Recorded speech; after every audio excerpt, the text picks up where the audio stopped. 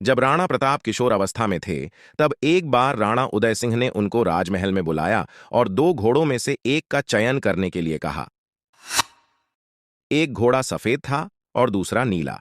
जैसे ही प्रताप ने कुछ कहा, उसके पहले ही उनके भाई शक्ति सिंह ने पिता से कहा कि उसे भी एक घोड़ा चाहिए। प्रताप को नील अफगानी घोड़ा पसंद था, लेकिन वे सफेद घोड़े की ओर बढ़ते हैं और उसकी तारीफ करते जाते हैं। उन्हें सफेद घोड़े की ओर बढ़ते हुए देखकर शक्ति सिंह तेजी से घोड़े की ओर जाकर उसकी सवारी कर लेते हैं। उनकी यह शीघ्रता देखकर उदय सिंह वह सफेद घोड़ा शक्ति सिंह को दे देते हैं और नील अफगानी घोड़ा प्रताप को मिल जाता है।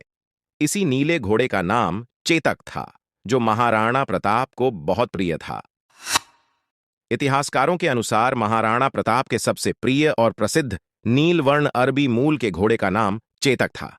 बाज नहीं, खगराज नहीं, पर आसमान में उड़ता था, इसीलिए उसका नाम पड़ा चेतक।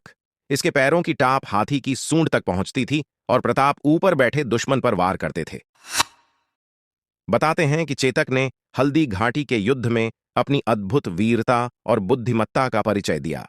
वह घायल राणा प्रताप को दुश्मनों के बीच से सुरक्षित निकाल लाया था।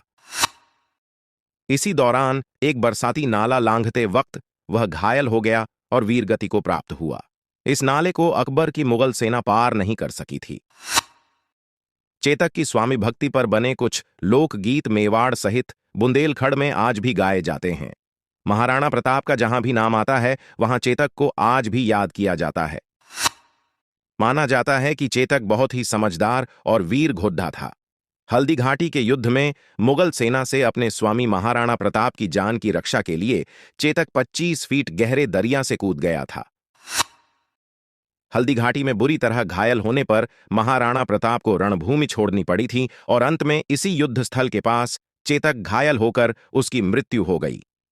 आज भी चेतक का मंदिर वहां बना हुआ है और चेतक की पराक्रम कथा वर्णित है।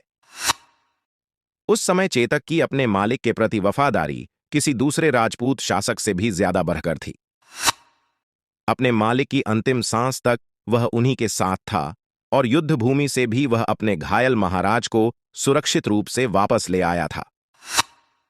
इस बात को देखते हुए हमें इस बात को वर्तमान में मान ही लेना चाहिए कि भले ही इंसान वफादार हो या ना हो, जानवर हमेशा वफादार ही होते हैं। स्रोत: फेसबुक।